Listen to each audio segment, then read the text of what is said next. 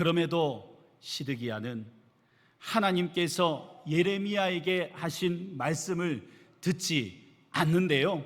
오늘 말씀 2절의 말씀을 같이 읽겠습니다. 그와 그의 신하와 그의 땅 백성이 여호와께서 선지자 예레미야에게 하신 말씀을 듣지 아니하니라. 아멘. 자, 이 말씀은요 36장과 이어서 봐야 합니다. 36장 말씀에도 보면 이 예레미야가 선포하면요 듣지 아니하였다, 듣지 아니하였다라는 말이 얼마나 반복되는지 몰라요. 심지어 여후디가 예레미야의 예언이 기록된 두루마리를 읽으면요 시드기야는 칼로 그것을 베입니다. 그리고 하롯불에다가 던져 버렸다죠. 뭐 하는 겁니까? 듣기 싫다는 거죠. 들으려 하지 않았다는 겁니다.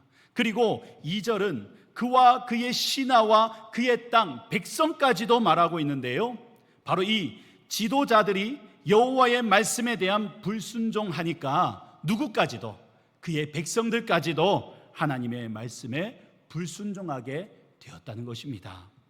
그런데 3절에 보니 시드기야 왕이 여후갈과 스바냐를 예레미야에게 보내요. 그렇게 예레미야의 말씀을 듣기도 싫어하면서 또 위급하니까 예레미야에게 보내는 겁니다. 그러면서 말하죠. 우리를 위하여 우리 하나님 여호와께 기도하라 라고 명령을 합니다. 시드기야는 예레미야를 통한 하나님의 말씀은 듣지 않지만 지금처럼 21장 2절에서도 예레미야에게 기도를 부탁하는 모습이 나오는데요, 시드기야는 하나님의 말씀은 듣지 않았지만 그 마음속에는 그래, 지금 상황에도 하나님의 참 선지자는 예레미야다, 그래서 예레미야에게 기도를 부탁하는 그런 모습을 볼 수가 있습니다. 여기서 시드기야가 명령하는 이 기도하라라는 단어는요 히트팔렐이라는 히브리어를 쓰고 있습니다. 그 히트팔렐이 쓰여진 문법까지 고려하면 이런 뜻이 추가가 되는데요, 자기 자신을 위해, 스스로, 이런 의미가 추가가 됩니다. 그러니 단순히 기도하라가 아니죠. 바로 시드기야 왕, 나 자신을 위해서 열심히 간절히 기도해 달라는 그런 요청인 것입니다. 단지 기도하는 행위 자체, 그래 내가 너를 인정한다, 그러니 날 위해서 좀 열심히 그렇게 좀 기도해 달라, 그런 기도 행위 그 자체에 초점을 맞춘 말입니다.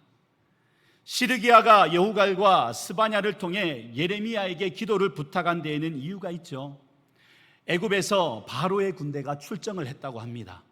그랬더니 갑자기 예루살렘을 포위하고 있던 바벨론 군대가 잠시 포위를 풀고 물러가는데요, 잠시 물러간다 할지라도 그 바벨론의 그 위협이 사라졌겠습니까?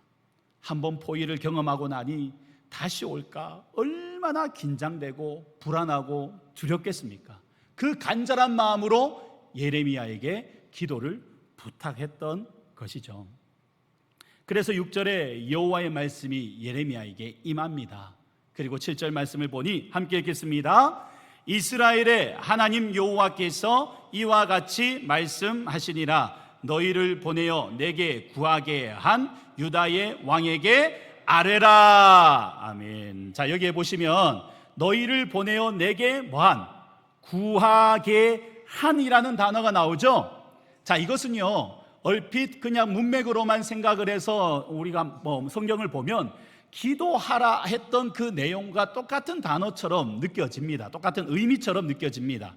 그런데 여기에서 구하게라는 것은 어떤 사안에 대해 조언이나 응답을 구한다는 의미가 그 안에 있어요.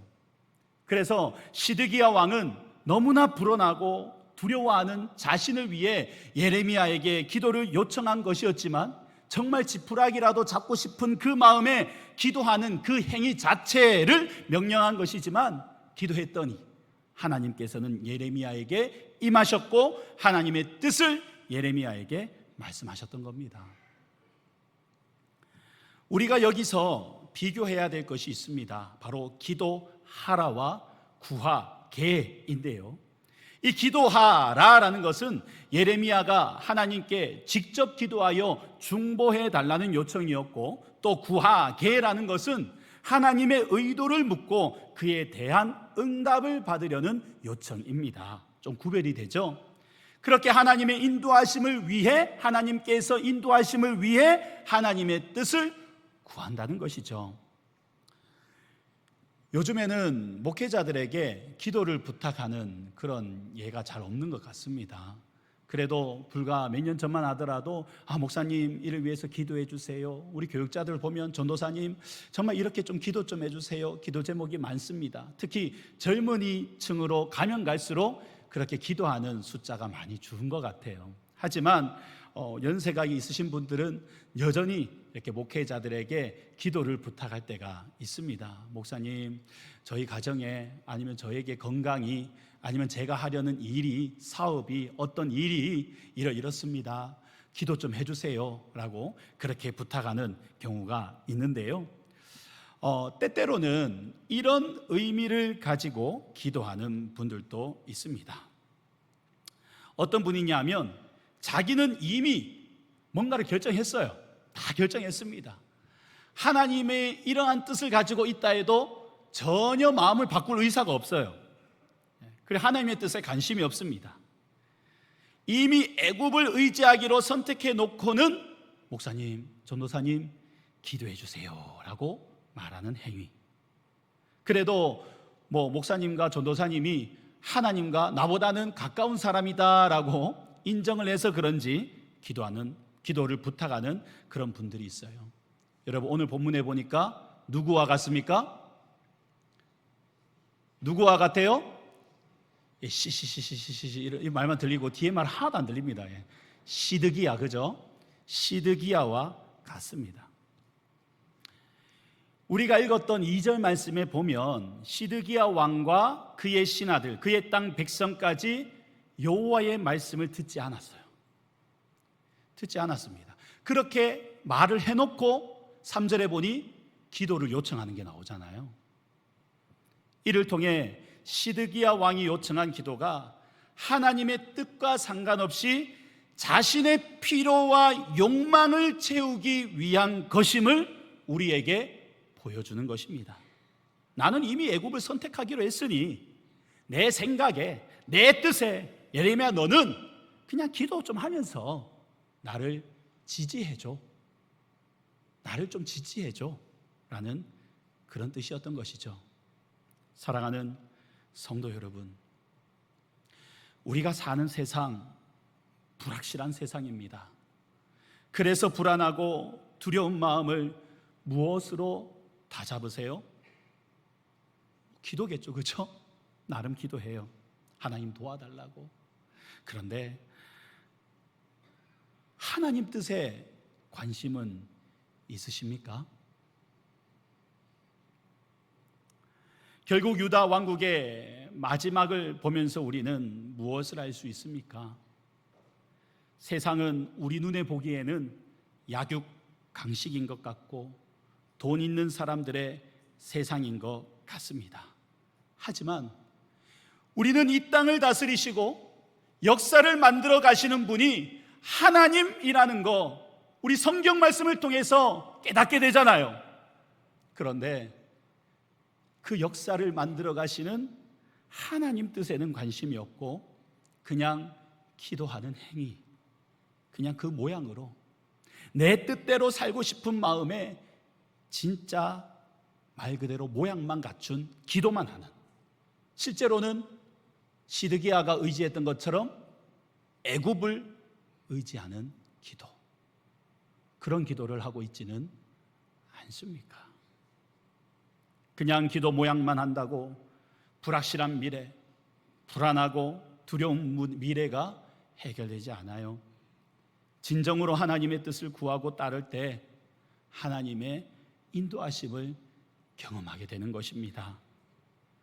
시드기야는 예루살렘을 포위한 바벨론이 애굽이 출발했다고 하니까 잠시 물러간 거잖아요. 그런데 마음에는 예레미야의 기도를 통하여서 뭐 하기를 원해요? 완전히 물러가기를 기대했을 겁니다. 그러면서도 마음에는 하나님이 아니라, 예레미야가 기도했으니까 하나님이 그걸 해줬다가 아니라 누구를 의지하고 있는 거예요? 애굽을 의지하는 거죠.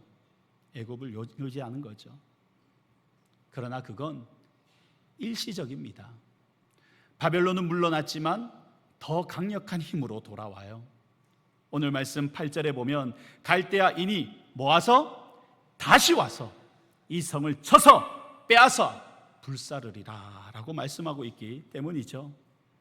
하나님께서는 하나님의 뜻을 구한 예레미야에게 갈대아인 바벨론이 다시 올 거라 말씀하십니다.